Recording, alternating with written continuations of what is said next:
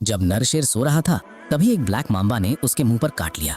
पहले तो शेर ने इस पर कोई ध्यान नहीं दिया, लेकिन अगले ही पल एक बड़ी मुसीबत आ गई। अचानक उसके मुंह से झाग निकलने लगा और उसे जोरदार दौरे पड़ने लगे। उसके अंग उसकी मर्जी के मुताबिक काम करना बंद कर चुके थे और वो तुरंत जमीन पर गिर पड़ा।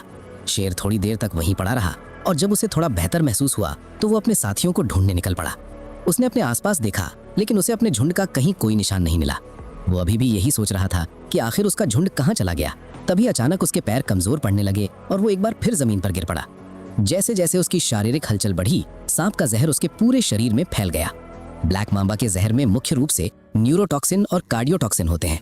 ये जहर मांसपेशियों में मौजूद एसिटाइलकोलिन रिसेप्टर्स से जुड़कर न्यूरोमस्कुलर संकेतों के संचार को रोक देता है, जिससे तंत्रिका तंत्र के आदेश मांसपेशियों तक नहीं पहुंच पाते और शेर का पूरा शरीर लकवाग्रस्त हो जाता है। हालांकि ब्लैक मांबा अफ्रीका का सबसे जहरीला सांप नहीं है, लेकिन इसे सबसे जानलेवा सांप माना जाता है। इसका एक ही डंक 120 मिलीग्राम तक जहर छोड़ सकता है, जो 1 दर्जन से ज्यादा इंसानों को मारने के लिए काफी है। यही है ब्लैक मांबा की खौफनाक ताकत।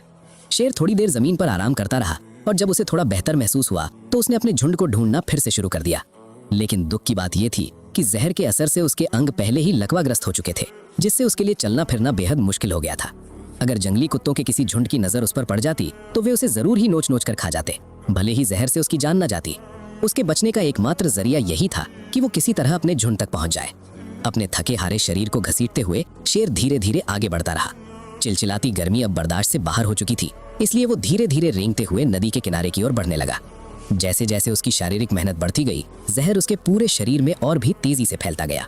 उसका हर एक कदम एक बहुत बड़ी चुनौती थी और कुछ ही कदम की दूरी तय करने में उसे 10 मिनट से भी ज्यादा का समय लग गया। इसके बावजूद शेर ने हार नहीं मानी।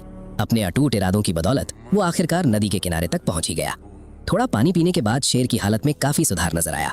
वो उठकर बैठ पाया था और उसके शरीर में होने वाली ऐंठन भी बंद हो गई थी। ये मानकर कि शेर अब पूरी तरह ठीक हो गया है, फोटोग्राफर ने ड्राइवर को वापस लौटने का निर्देश दिया ताकि वे जाकर दोपहर का खाना खा सकें।